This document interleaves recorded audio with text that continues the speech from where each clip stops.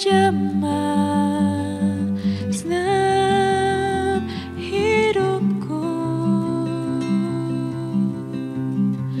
dan beri damai di hatiku. Semua telah berubah dan aku tahu Yesus jamah ku jadi baru.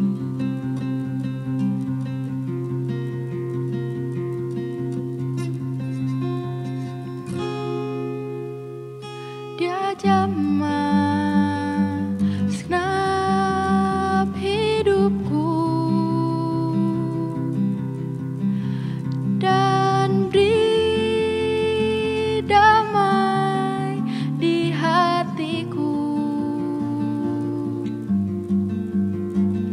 Semua telah berubah dan aku tahu Yesus jamah ku jadi baru.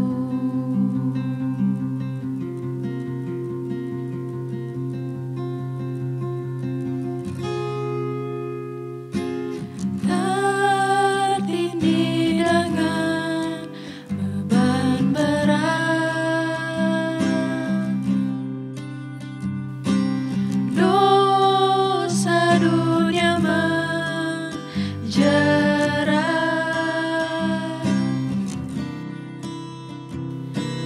Lalu ku datang pada Yesus, Dia ubahku jadi baru. Dia jamah segenap hidupku dan beri damai di hatiku.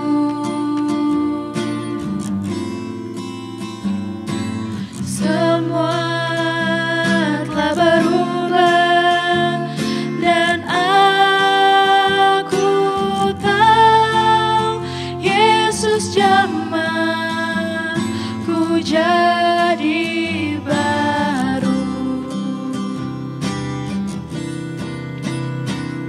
Dia jamah segenap hidupku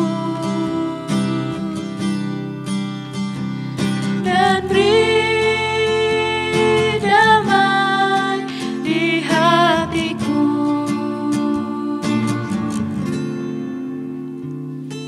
Semua telah berubah dan aku tahu Yesus jamah ku jadi baru.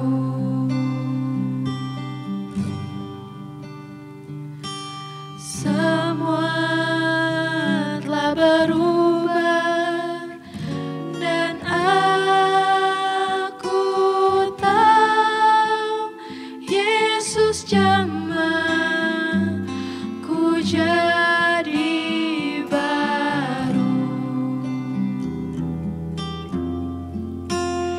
Yesus jamah ku jadi baru.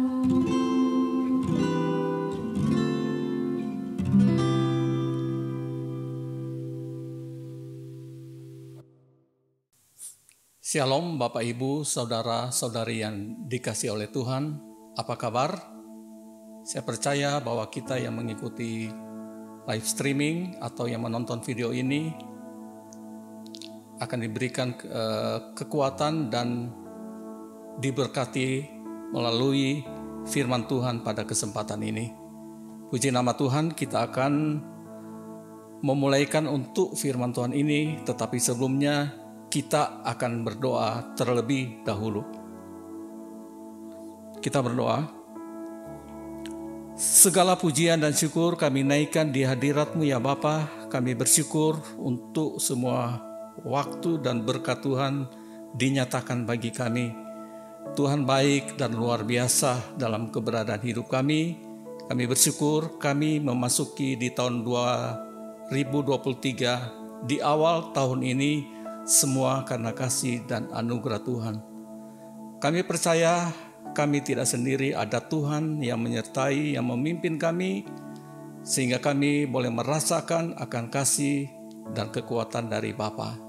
Kami bersyukur dan biar firman Tuhan ini meneguhkan dan menguatkan kami, urapi kami dan hamba-Mu yang menjadi saluran berkat, diurapi secara khusus sehingga setiap firman yang disampaikan, nama Tuhan Yesus dipuji, dibesarkan. Kami bersyukur dan waktu ini sepenuhnya kami serahkan dalam kasih dan campur tangan Bapa. Haleluya. Amin. Puji nama Tuhan. Dan untuk firman Tuhan saya ambil di dalam Kejadian pasalnya yang ke-27. Kejadian pasal yang ke-27 ayat 18 sampai ayatnya yang ke-25. Saya akan membaca firman Tuhan. Demikianlah Yakub masuk ke tempat ayahnya serta berkata, "Bapa," saut ayahnya, "Ya anakku, siapakah engkau?" Kata Yakub kepada anaknya, "Akulah Esau anak sulungmu, telah kulakukan seperti yang Bapa katakan kepadaku. Bangunlah, duduklah dan makanlah daging buruan masakanku ini, agar Bapa memberkati aku." Lalu Ishak berkata kepada anaknya itu, "Lekas juga engkau mendapatkan anakku." Jawabnya, "Karena Tuhan Allahmu membuat aku mencapai tujuan." Lalu kata Ishak kepada Yakub, "Datanglah mendekat anakku, supaya aku meraba engkau. Engkau ini anakku Esau atau bukan?" Maka Yakub mendekati Ishak ayahnya, dan ayahnya itu meraba serta berkata, "Kalau suara Yakub, kalau tangan Esau." Jadi Ishak mengenal dia karena tangannya berbulu seperti tangan Esau kakaknya. Ishak hendak memberkati dia, tetapi ia masih bertanya, "Benarkah engkau ini anakku Esau?" Jawabnya, "Ya." Lalu berkatalah Ishak, "Dekatkanlah makanan itu kepadaku, supaya aku makan daging buruan masakan anakku, agar aku memberkati engkau." Jadi didekatkannya lah makanan itu kepada ayahnya, lalu ia makan, dibawanya juga anggur kepadanya, lalu ia minum. Ya, puji nama Tuhan. Dan untuk firman Tuhan ini saya memberikan tema, jangan ada dusta di antara kita. Kalau mungkin saya bertanya, siapa yang tidak pernah berbohong?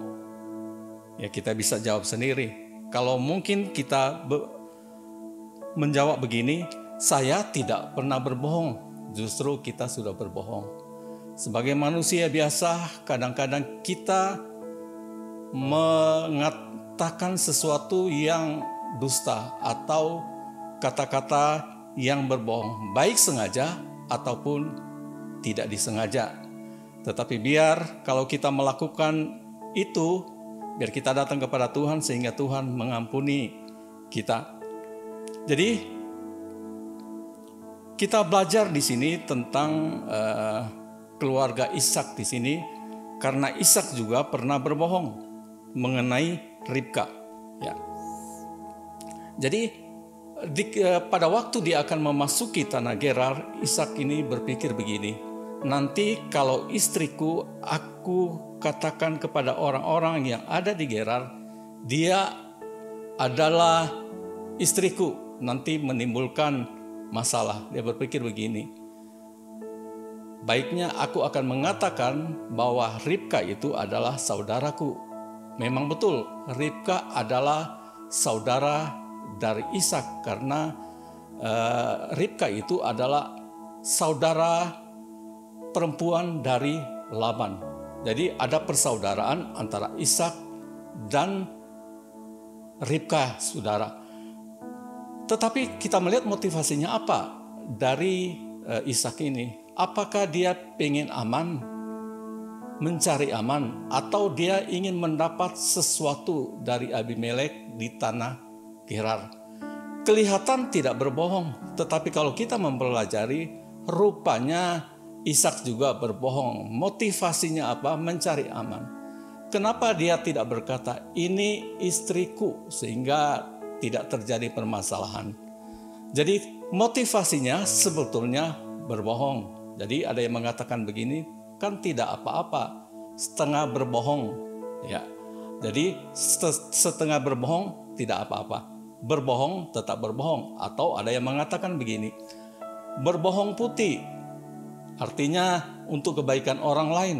Berbohong tetap berbohong. Saya percaya di antara kita tidak ada dusta, karena Tuhan tidak menginginkan kita hidup di dalam kebohongan. Jadi arti dari dusta dalam Kamus Besar Bahasa Indonesia yaitu perkataannya yang berbohong atau berbohong. Saya diberkati dengan lagu anak sekolah minggu seakan-akan menasihati kita begini. Lagu yang diajarkan di sekolah minggu yaitu bohong, bohong, bohong itu dosa. Bohong, bohong, bohong itu dosa. Bohong, bohong, bohong itu dosa. Anak Tuhan tak boleh bohong. Nah, anak sekolah minggu menasihatkan kita seperti itu sehingga dalam keberadaan hidup kita tidak ada kebohongan.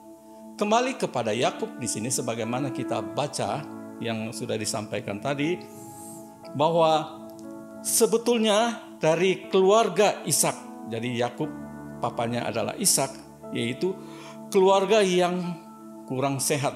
Kenapa? Karena kasihnya Ribka kepada Yakub, atau Esau kasihnya kepada, kalau Ishak kasihnya kepada Esau. Jadi terjadi ketidakadilan yang ada di keluarga Ishak. Apakah Ribka mengasihi akan Yakub ini karena Yakub sering berada di kemahnya, atau Esau mengasihi, Ishak mengasihi Esau karena Esau suka memberikan makanan yang enak-enak, karena kita tahu kesenangan Esau yaitu suka memburu. Jadi terjadi ketimpangan keluarga yang tidak sehat. Kenapa? Karena bisa kita katakan keluarga Ishak adalah keluarga yang pilih kasih. Nah, kemudian kita lihat di sini dalam Kejadian pasal yang ke-25 ayat 29 sampai ke-34 mengenai hak kesulungan. Dan Yakub tergila-gila dengan hak kesulungan. Jadi kalau bilang tergila-gila itu sesuatu yang tidak wajar. Misalnya ada seseorang yang mencintai akan seseorang gadis dan dia tergila-gila, saudara. Jadi dia memberikan 10 kali kepada mungkin gadis yang dia taksir, tetapi belum tentu gadis itu akan mengasihi dia sama seperti lelaki ini mengasihi gadis ini. Tergila-gila, atau istilah gaulnya atau anak muda bucin, budak cinta. Jadi tergila-gila dengan hak kesulungan. Kenapa Yakub begitu tergila-gila dengan kesulungan? Karena kalau saya mempelajari bahwa Yakub menginginkan harta 2 kali lebih banyak. Jadi hak kesulungan adalah hak seorang anak sulung pada waktu zaman Ishak ini. Jadi otomatis sebagai anak yang sulung dia mendapat 2 kali lebih banyak warisan dari orang tua ini. Dan Yakub tergila-gila 2 kali lipat dan menjadi pemimpin rohani dan menjadi pemimpin keluarga. Yakub melihat itu sesuatu yang prestise, sesuatu yang luar biasa, maka dengan caranya dan lupa bertanya kepada Tuhan, dengan waktunya Yakub dia mengambil hak kesulungan.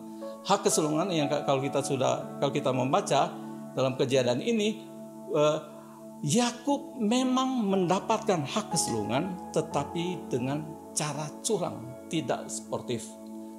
Misalnya sepak bola dalam satu tim itu, kalau ada seseorang yang bermain kasar, bermain keras atau cenderung mencederai lawannya ada tujuannya. Tujuannya apa? Supaya mental lawannya itu down. Ya, sehingga strategi yang dijalankan oleh pelatih tidak jalan. Kenapa? Karena emosi yang sudah ada di pihak lawannya.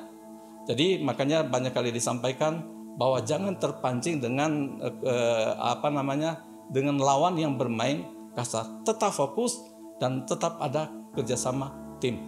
Jadi cara Yakub mendapatkan hak keseluruhan dengan cara curang. Dikatakan di saat Esau begitu lapar, dikatakan hampir mati atau hampir mau pingsan. Begitu laparnya sehingga Esau melihat hak keseluruhan itu tidak berarti sama sekali. Tetapi Yakub melihat hak keseluruhan itu sesuatu yang luar biasa. Tetapi sebaliknya Esau melihat dengan remeh hak keseluruhan sehingga hak keseluruhan itu dibeli dengan semangkuk kacang merah.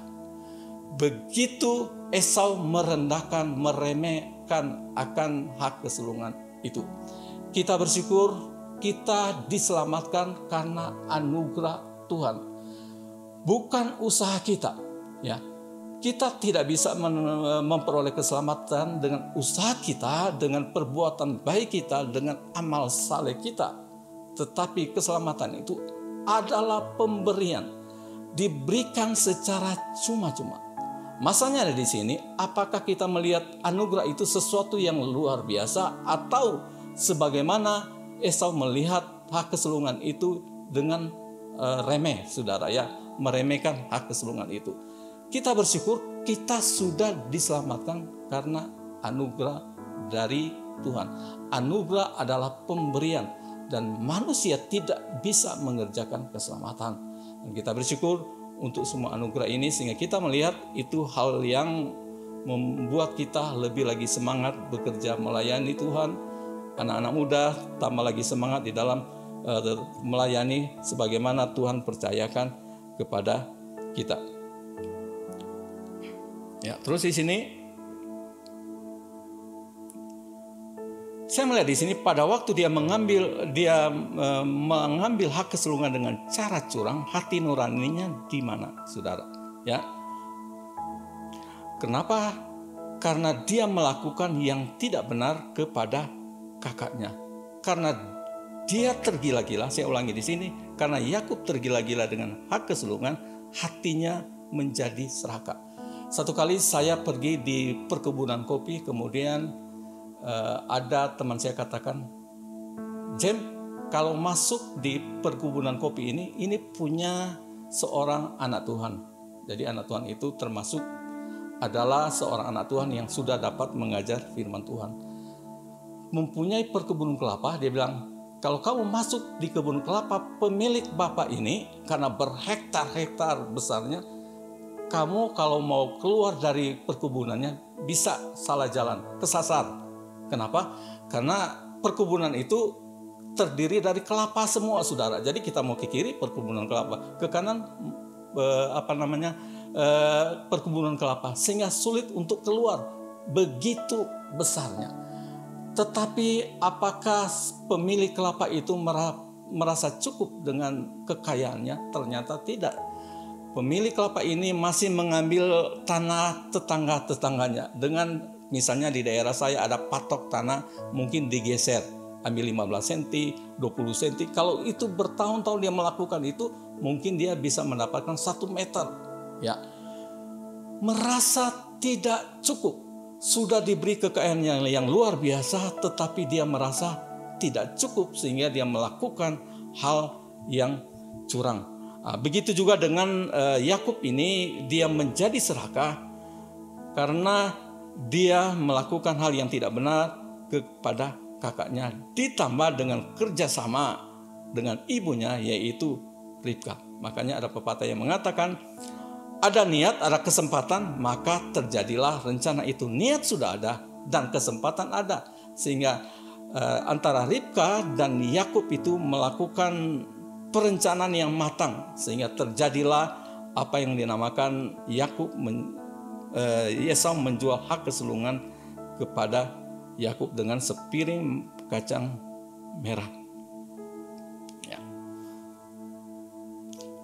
Jadi obsesi Yakub yaitu menghalalkan segala cara sehingga dia menjadi serakah, menjauhkan dari perbuatan kasih. Jadi saya percaya kalau dalam pekerjaan kita, pelayanan kita menghalalkan melakukan dengan berbagai cara yang curang. Saya percaya ada Roh Kudus yang selalu mengingatkan kita, dan itu membuat kita sadar sehingga kita tidak melakukan hal seperti itu. Jadi Yakub menghalalkan segala cara, dia serakah dan menjauhkan dari perbuatan kasih. Jadi kita belajar kepada Yakub di sini, jangan melakukan seperti itu. Buang jauh-jauh sifat yang buruk, saudara, sehingga kita berkenan kepada Tuhan dan kita menjadi berkat kepada banyak orang. Untuk mendapatkan berkat kesulungan itu, kalau dia bersandar kepada Tuhan, saya percaya Tuhan akan memberikan dengan waktunya Tuhan tanpa terjadinya pertengkaran. Ya, dengan waktunya Tuhan, bukan waktunya saya, bukan waktunya kita. Kalau kita ingin mendapatkan sesuatu dengan waktunya kita bisa memaksa, saudara. Sehingga bisa terjadi sama dengan Yakub, saudara. Kenapa tidak menyerahkan hal itu kepada Tuhan? Sehingga kalau waktunya Tuhan dinyatakan, maka semua akan berjalan dengan baik dan lancar. Dan tidak terjadi permusuhan antara Esau dan Yakub. Dan saya percaya bahwa kalau waktunya Tuhan, pasti Esau memberikan hak kesulungan dengan tulus hati karena waktu Tuhan. Tetapi Yakub tidak sabar, pengen mendapatkan hal itu dengan cara yang tidak berkenan kepada Tuhan. Sifat serakah menjauhkan orang dari perbuatan kasih. Jadi kalau kita sudah mulai serakah, kasih tidak berbicara lagi. Kenapa? Karena sifat serakah menjauhkan orang dari perbuatan kasih. Firman Tuhan mengatakan saling membantu, bukan saling menjatuhkan. Jadi kita saling membantu.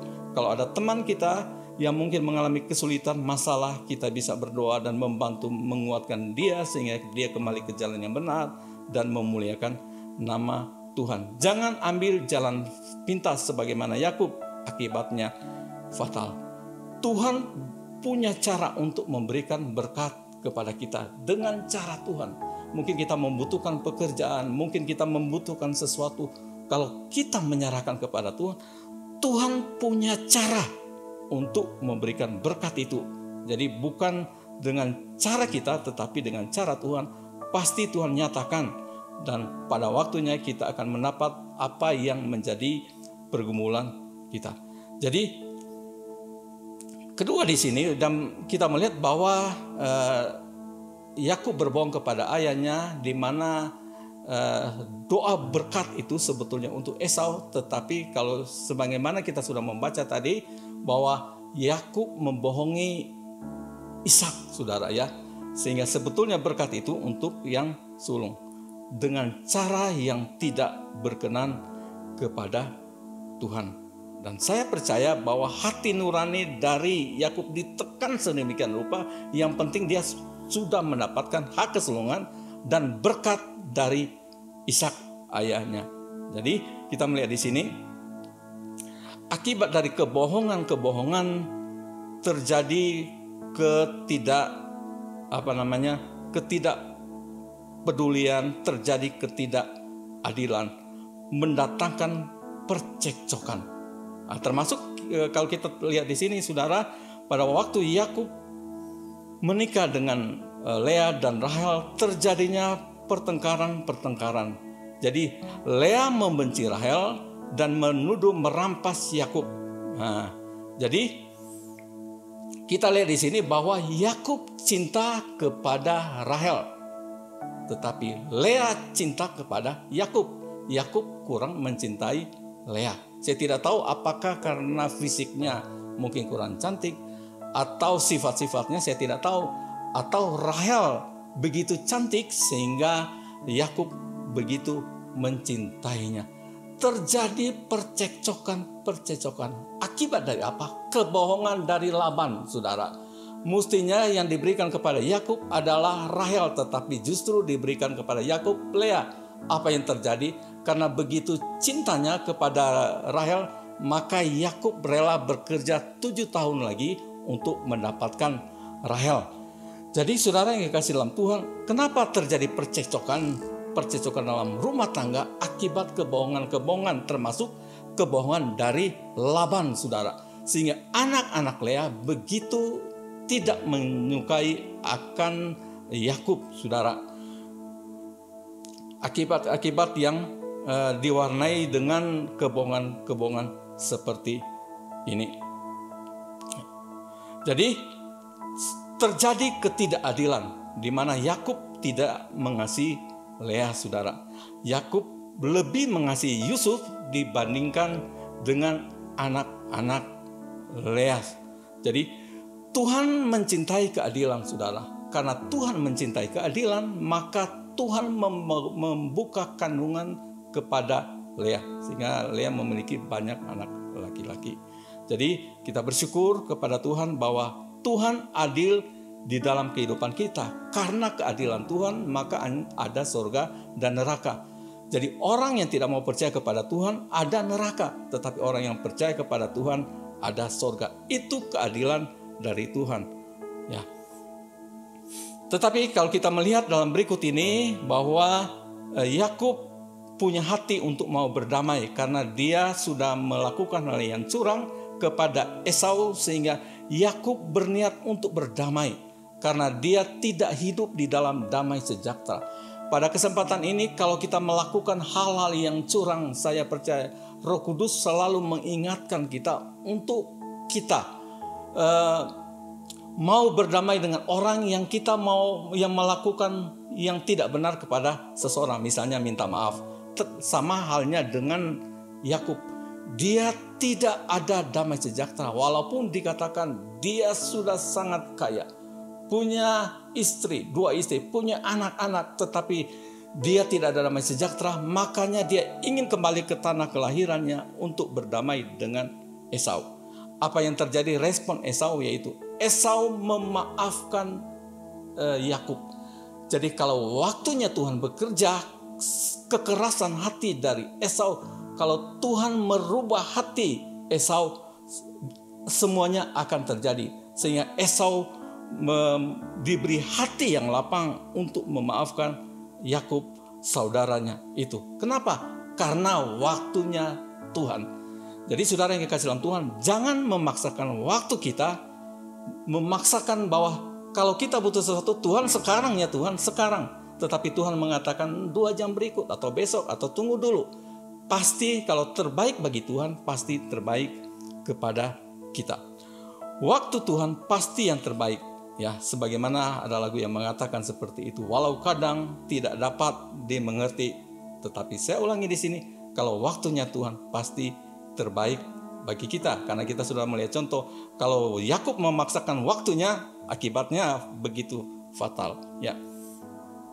Jadi waktu kita belum tentu waktu Tuhan, tetapi kalau waktu dari Tuhan pasti terbaik bagi kita.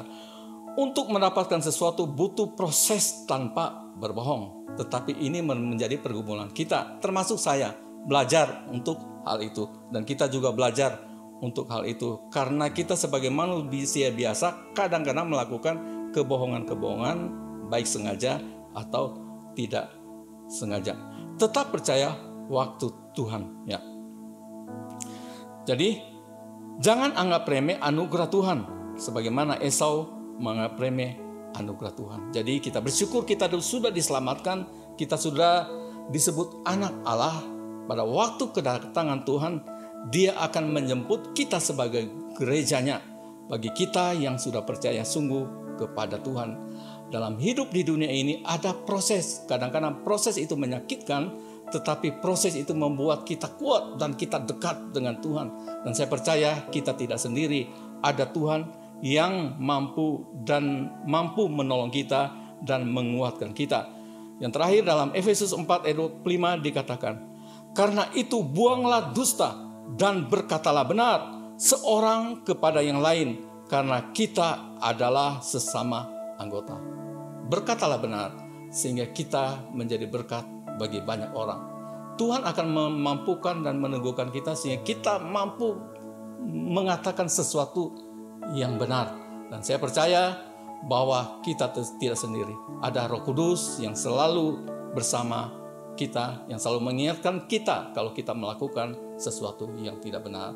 Saya percaya lewat firman Tuhan ini meneguhkan, menguatkan kita untuk lebih lagi kita mengasihi Tuhan. Puji nama Tuhan, Tuhan Yesus memberkati. Mari kita bersyukur dan kita berdoa.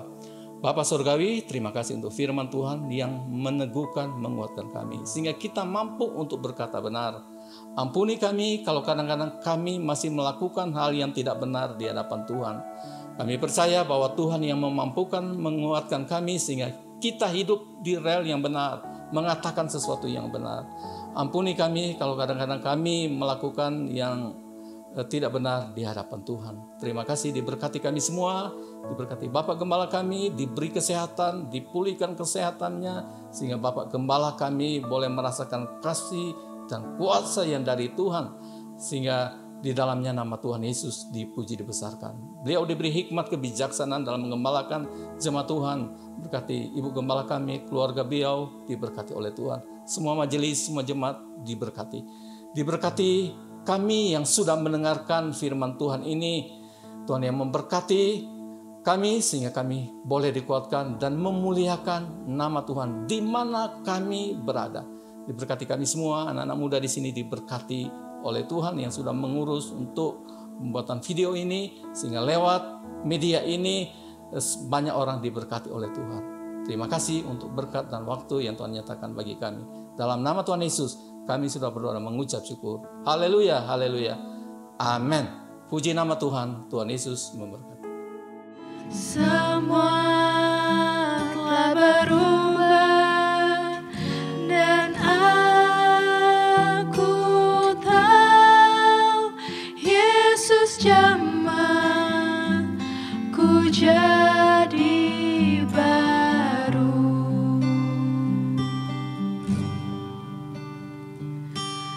Semua telah berubah dan aku tahu Yesus jamah ku jadi baru.